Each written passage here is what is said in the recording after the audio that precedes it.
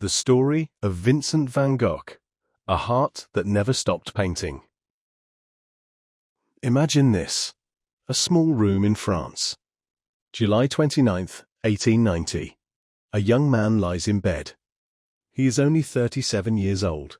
His body is weak, but his eyes still hold a fire. His younger brother sits beside him, holding his hand. The young man whispers his last words. The sadness will last forever. This man's name was Vincent van Gogh. Today, his paintings hang in the most famous museums in the world. People travel thousands of miles just to see one of his sunflowers. Children learn his name in school. His art sells for millions of dollars. But during his life, almost no one knew his name. He sold only one painting. He lived in poverty. He felt alone. He struggled with his mind every single day. As you listen to this story, notice the new words. Listen carefully. This story will help you improve your English listening skills and maybe touch your heart. This is not just a story about art. This is a story about hope, about courage, about a man who never stopped trying, even when the whole world said no. Let us begin our journey back to a small village in the Netherlands, more than 170 years ago. Chapter 1. Early Life. The Boy Who Felt Too Much. Picture a small village called Zundert. It is in the south of the Netherlands. The year is 1853. The houses are simple, the streets are quiet. Fields of wheat stretch to the horizon. On March 30th, 1853, a baby boy is born. His name is Vincent Willem van Gogh. But this birth carries a secret sadness. Exactly 1 year earlier, on March 30th, 1852, Vincent's mother gave birth to another baby boy. That baby died the same day. So Vincent grows up in the shadow of a ghost. He carries his dead brother's name. Some people believe this made him feel different, like he was never quite his own person. Vincent's father, Theodorus van Gogh, is a pastor. He works for the Dutch Reformed Church. His mother, Anna, comes from a family of bookbinders in The Hague. They are not rich, but they are respected in their small community. Vincent is the oldest child who survives. Later, 5 more children come.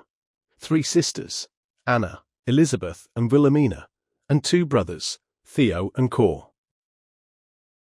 From the beginning, Vincent is intense. He feels emotions very deeply. Happy moments make him very happy. Sad moments make him very sad. He does not understand how to hide his feelings. Other children sometimes find him strange. At age 11, Vincent goes to a boarding school in Zevenbergen. He is far from home. He misses his family terribly. In his letters home, he writes about feeling lonely.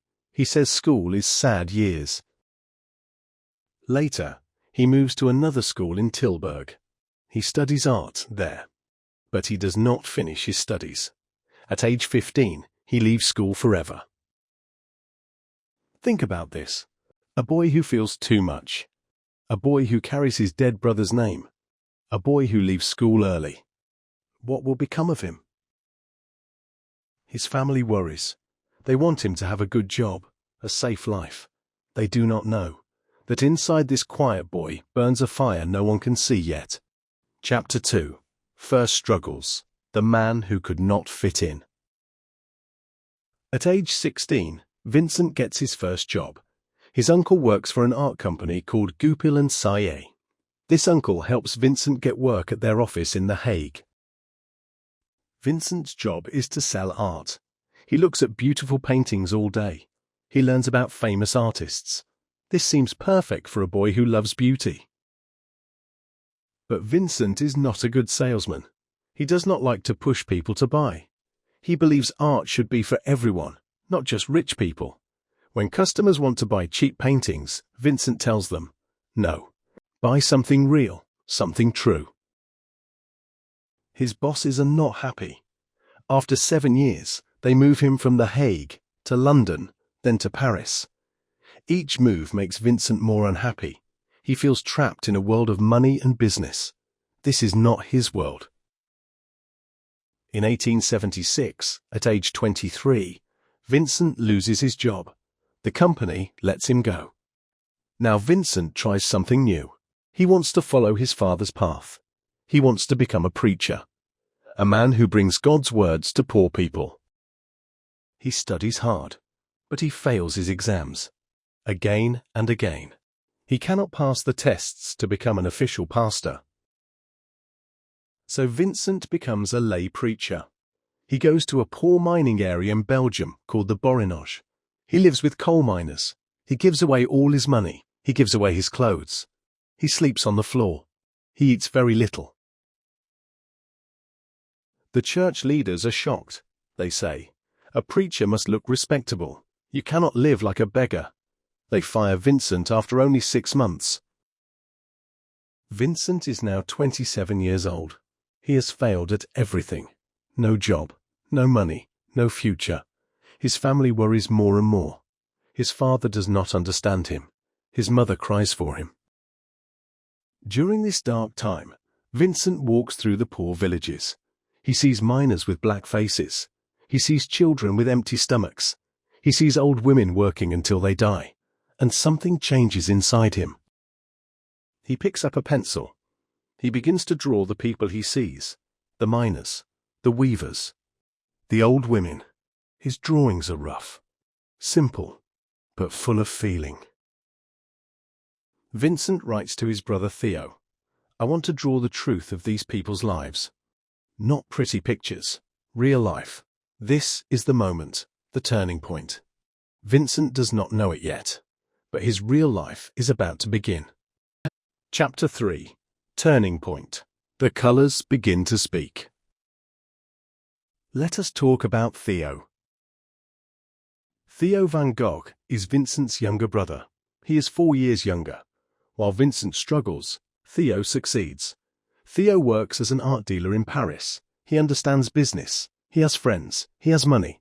But Theo never forgets his older brother. In 1880, Theo visits Vincent in Belgium. He sees Vincent's drawings. He sees the fire in Vincent's eyes. Theo makes a promise that day, a promise he will keep until his last breath. Theo says, "Vincent, become an artist. I will support you. I will send you money every month. You must paint." This promise changes everything. Vincent moves to Brussels to study art properly. Then he returns to his parents' home in the Netherlands. He paints the countryside. He paints peasants working in fields. He paints potato eaters sitting around a table. His early paintings are dark, brown, grey, like the earth itself. He uses thick paint, rough brushstrokes. People do not understand his style. They say his paintings look ugly. But Vincent does not care. He writes to Theo, "I want my paintings to speak, not with words, with colour, with feeling." In 1886, Vincent makes a big decision. He moves to Paris to live with Theo. Paris changes Vincent completely. In Paris, Vincent sees new art. Artists like Monet and Pissarro paint with bright colours. They paint sunlight. They paint flowers.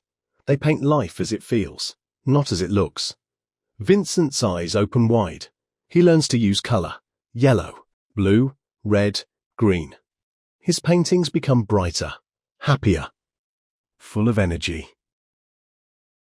But Paris is also difficult. The city is loud, crowded, expensive. Vincent and Theo live in a small apartment. They argue sometimes.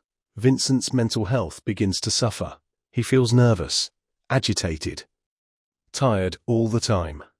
After 2 years, Vincent needs peace. He needs sun. He needs space. In February 1888, Vincent takes a train south to a small town in France called Arles. Arles is hot. The sun shines almost every day. Fields of wheat stretch to the mountains. Almond trees bloom pink in spring. Vincent rents a small yellow house. He dreams of creating an artist's community there, a place where painters can live and work together. He writes to Theo every day. He sends letters full of drawings, full of hope. He says, "The light here is like gold. I must paint everything I see." And he does. In Arles, Vincent paints like a man possessed. He paints sunflowers in a vase. He paints his bedroom. He paints the night sky above a cafe. He paints fields of wheat moving in the wind. His brush moves fast. His hand never stops.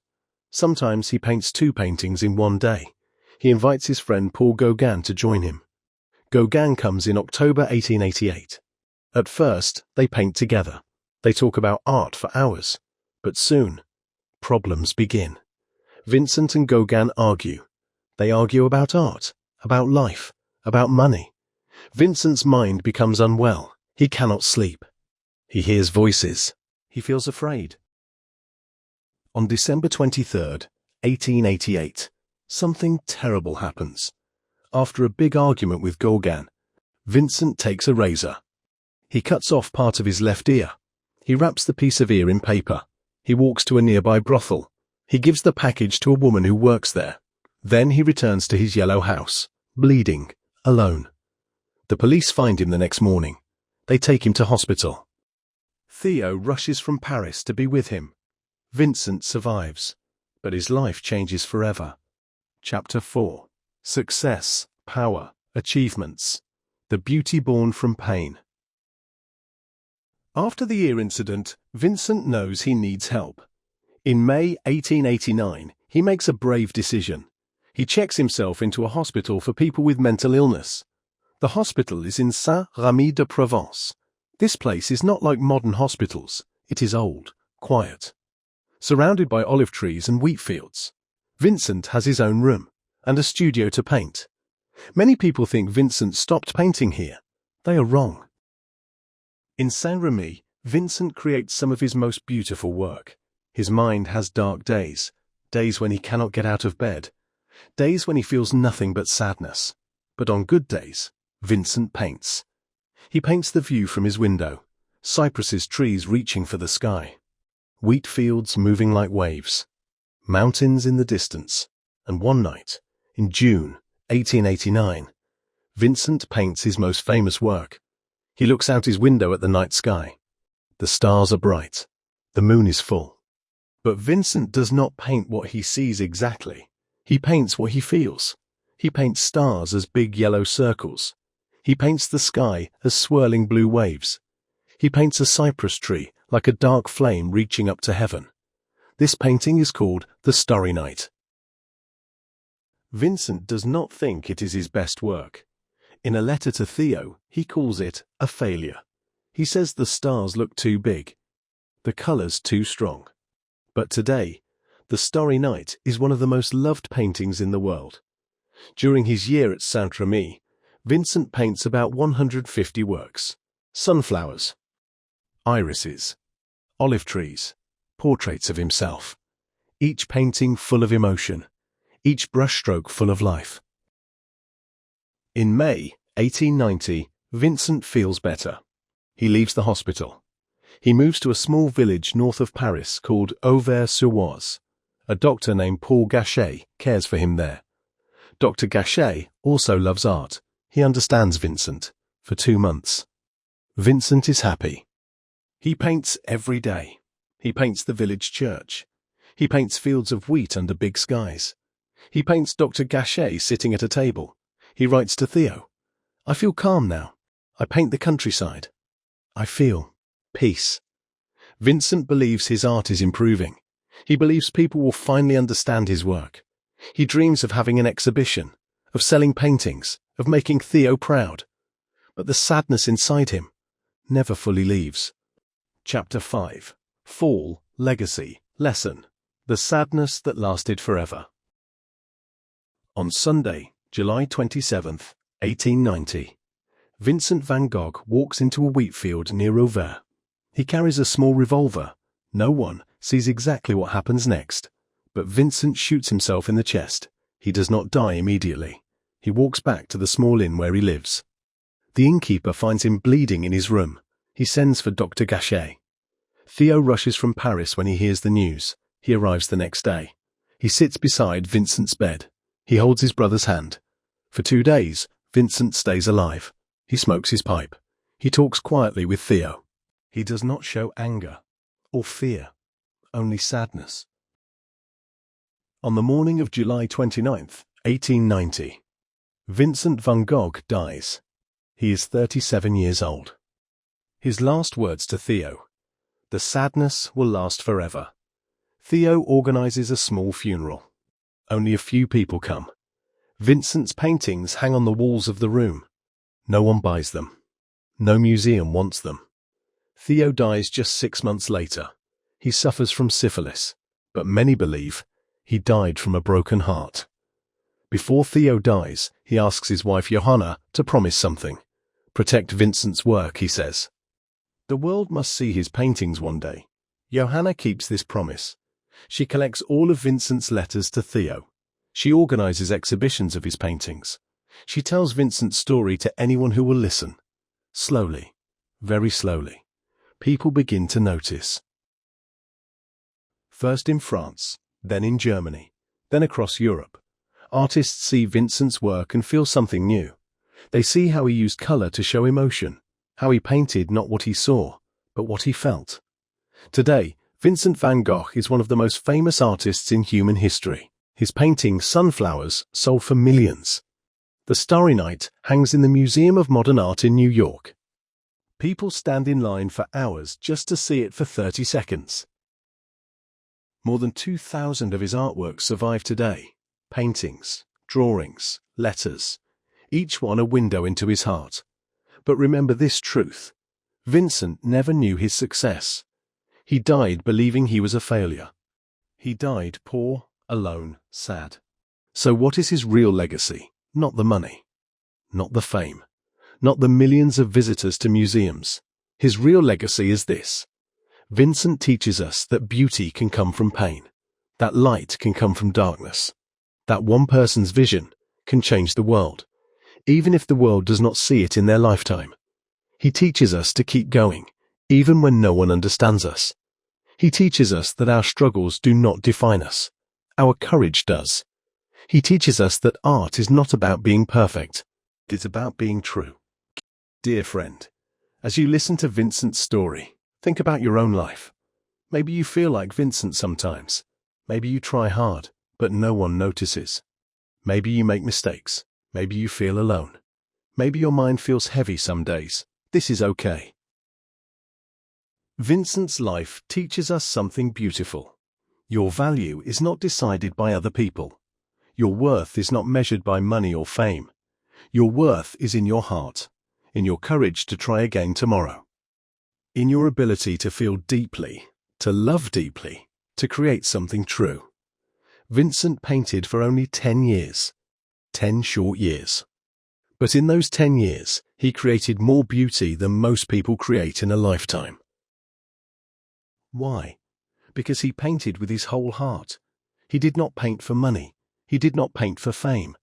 He painted because he had to, because color was his language, because painting was how he stayed alive. As you continue learning English, remember Vincent's story. Learning a new language is hard. Some days you feel progress. Some days you feel stuck. This is normal. This is human. But keep going. Like Vincent kept painting. Like Theo kept believing in his brother. Like Johanna kept sharing Vincent's story with the world. Your story is not finished yet. The next chapter is yours to write. Maybe today you learn 5 new English words. Maybe you understand 1 more sentence in a movie. Maybe you speak 1 sentence without fear. These small steps matter. They are your brushstrokes, your colors, your sunflowers. The world needs your voice, your story, your truth, so be kind to yourself. Be patient. Keep trying. Keep learning. Keep living. Because the sadness does not have to last forever. Light always returns. Hope always returns. And your beautiful story is still being written. If you enjoyed this story, if Vincent's journey touched your heart, please like this video, share it with a friend who needs hope today, and subscribe to our channel for more true stories that help you learn English. and learn about life. Thank you for listening. Thank you for learning. And thank you for being here. Until next time, keep your heart open. Keep your mind curious. And remember, even in darkness, stars still shine.